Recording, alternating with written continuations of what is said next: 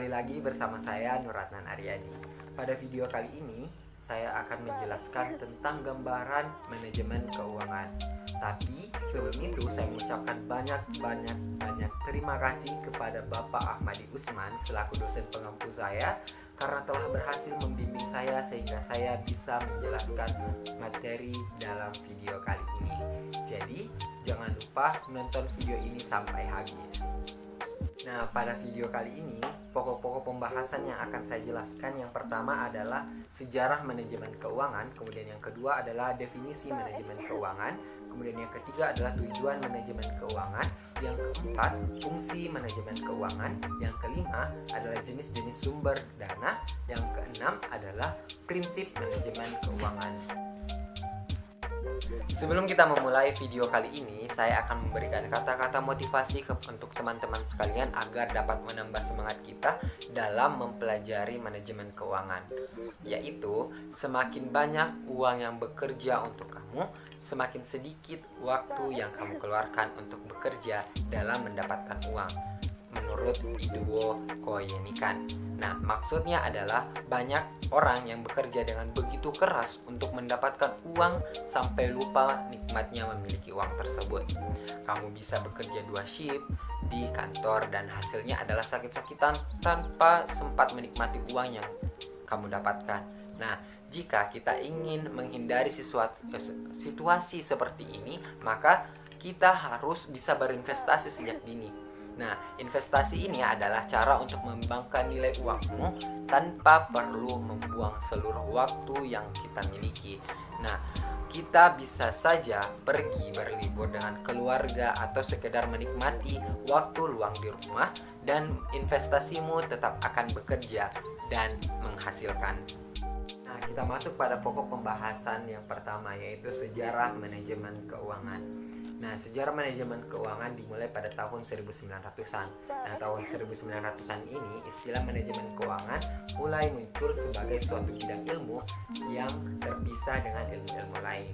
Jadi manajemen keuangan mengkhususkan diri pada aspek-aspek hukum, misalnya seperti margar, perluasan perusahaan, pembentukan perusahaan baru, tata cara go public, dan penjualan surat-surat berharga. Kemudian pada tahun 1929 sampai 1933 itu di mana perkembangan perusahaan bukan meningkatkan perekonomian negara, namun justru menyebabkan kelesuhan perekonomian. Nah, perkembangan bisnis tersebut itu tidak diimbangi dengan daya beli masyarakat. Di lain pihak, regulasi yang mengatur aktivitas perusahaan terlambat diterapkan sehingga terjadilah resesi. Nah, kemudian masuk pada tahun 1940-an sampai 1950-an. Nah, tahun 1940-an sampai 1950-an ini manajemen keuangan mulai dipelajari oleh masyarakat secara luas. Nah, manajemen keuangan bukan hanya mengatur bagaimana mendapatkan dana, namun telah mempelajari pula bagaimana menggunakan dana secara efektif dan efisien. Kemudian pada tahun 1960-an sampai 1970-an itu manajemen keuangan mengalami sesuatu pembaharuan pada sisi hutang atau liability dan modal sendiri. Itu ada 2 pusat perhatian. Yang pertama itu adalah kombinasi optimal dari surat-surat berharga. Kemudian yang kedua itu bagaimana investor secara individu mengambil keputusan investasi dan atau portofolio. Kemudian masuk tahun 1970-an sampai abad 21 atau sampai sekarang. Nah, itu tahun 1970-an sampai abad 21 atau sampai sekarang itu perkembangan ilmu manajemen keuangan terus berlanjut dengan munculnya inovasi baru dalam pembiayaan seperti leasing. Kita pindah kepada pokok pembahasan selanjutnya, yaitu definisi manajemen keuangan. Yang pertama itu menurut para ahli. Jadi menurut para ahli yang pertama itu adalah Suat Usnan. Dia mengatakan bahwa manajemen keuangan adalah pengaturan kegiatan keuangan. Kemudian menurut Bambang Rianto itu adalah manajemen keuangan atau financial management ialah aktivitas yang berkaitan dengan usaha untuk mendapatkan dana atau penggalang dana. Nah, kemudian secara umum itu manajemen keuangan adalah segala aktivitas perusahaan atau individu yang berhubungan dengan memperoleh, menggunakan, dan mengelola dana. Kita pindah ke pokok pembahasan selanjutnya, yaitu tujuan manajemen. Nah, tujuan manajemen yang pertama itu adalah memaksimalkan keuntungan. Kemudian yang kedua adalah pemanfaatan keuntungan yang tepat. Kemudian yang ketiga adalah menjaga arus kas. Yang keempat adalah meningkatkan efisiensi. Kemudian yang kelima adalah mempersiapkan struktur modal. Nah, selanjutnya adalah fungsi manajemen keuangan. Fungsi manajemen keuangan itu terbagi menjadi 5 bagian. Yang pertama adalah planning. Nah, planning di sini adalah perencanaan dari mulai arus kas hingga laba rugi perusahaan. Kemudian yang kedua adalah budgeting.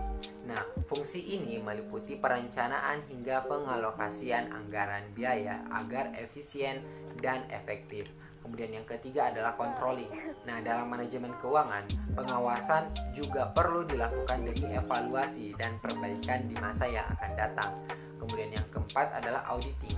Nah, audit internal harus dilakukan agar sesuai dengan standar akuntansi dan tidak terjadi penyimpangan. Kemudian yang kelima atau yang terakhir adalah reporting. Nah, reporting adalah laporan mengenai kondisi keuangan serta analisis rasionya. Nah, selanjutnya adalah jenis-jenis sumber dana. Jenis-jenis sumber dana itu terbagi menjadi 3. Yang pertama adalah sumber dana jangka pendek. Nah, sumber dana jangka pendek ini merupakan sumber dana yang memiliki jangka waktu panjang, yaitu kurang dari 1 tahun. Contohnya seperti utang dagang.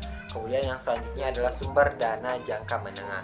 Sumber dana jangka menengah ini merupakan sumber dana yang memiliki jangka waktu panjang, yaitu lebih dari 1 tahun dan kurang dari 5 tahun. Selanjutnya adalah sumber dana jangka panjang. Sumber dana jangka panjang ini merupakan sumber dana yang memiliki jangka waktu panjang yang lebih dari 10 tahun. Nah, jenis sumber dana jangka menengah. Jenis sumber dana jangka menengah ini terbagi menjadi 3 lagi, yaitu adalah term loan. Term loan ini adalah kredit usaha dengan umur lebih dari 1 tahun dan kurang dari 5 tahun. Nah, kemudian yang kedua adalah equipment loan. Nah, equipment loan ini adalah pembiayaan untuk perlengkapan baru. Kemudian yang ketiga adalah leasing. Leasing ini adalah menyerahkan manfaat suatu barang kepada orang lain dengan ganti pembayaran. Nah, selanjutnya adalah jenis sumber dana jangka panjang. Jenis sumber dana jangka panjang itu terbagi menjadi 3. Yang pertama itu adalah obligasi. Obligasi adalah surat utang yang diterbitkan oleh pihak yang berutang kepada pihak yang berpiutang. Kemudian yang kedua adalah saham biasa. Saham biasa ini merupakan surat berharga yang menyatakan kepemilikan seseorang atas sebuah perusahaan.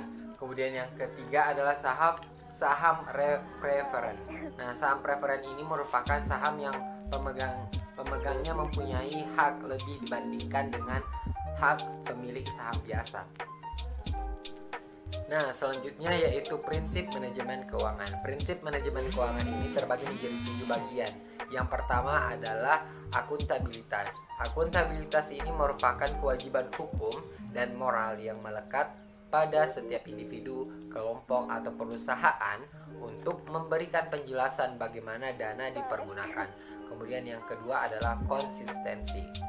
Prinsip manajemen keuangan konsistensi menekankan pada bagaimana perusahaan menjalankan strategi kebijakan dan sistem keuangan sesuai dengan yang sudah direncanakan, serta tidak sering mengalami perubahan besar dalam rentang waktu yang pendek di satu periode. Kemudian yang ketiga adalah kelangsungan hidup. Dalam menjalankan keuangan, unsur kelangsungan hidup perusahaan haruslah dipertimbangkan dengan baik. Kemudian yang keempat adalah transparansi. Nah, transparansi adalah modal utama perusahaan untuk mendapatkan kepercayaan pihak lain yang akan diajak bekerja sama. Kemudian yang kelima adalah standar akuntansi. Standar akuntansi yang tepat dan sesuai dengan aturan yang sudah diberlakukan akan mempengaruhi keberlangsungan hidup perusahaan. Nah, yang keenam adalah integritas. Integritas perlu dimiliki oleh setiap individu yang berada di perusahaan yang mana ia ikut aktif melaksanakan aktivitas operasional perusahaan. Nah, yang terakhir adalah pengelola manajemen keuangan yang tak kalah penting untuk dijalankan dalam suatu perusahaan adalah masalah pengelola dana yang telah diperoleh untuk digunakan sebagai alat untuk mencapai tujuan. Nah, selanjutnya adalah tips mengelola manajemen keuangan. Yang pertama adalah pisahkan antara rekening pribadi dan keuangan perusahaan. Yang kedua adalah alokasikan pengeluaran untuk menggaji diri sendiri. Yang ketiga adalah buat laporan keuangan. Yang keempat adalah buat catatan proyeksi arus kas. Yang kelima adalah hindari uang menginap di karyawan. Yang keenam adalah lakukan cek stok barang. Yang ketujuh adalah pisahkan kasir dan akunting. Mungkin itu yang dapat saya jelaskan pada video kali ini. Semoga dapat bermanfaat bagi teman-teman sekalian. Dan saya mengucapkan banyak terima kasih telah menonton video ini sampai akhir. Lebih dan kurangnya mohon dimaafkan. Wassalamualaikum warahmatullahi wabarakatuh. Terima kasih.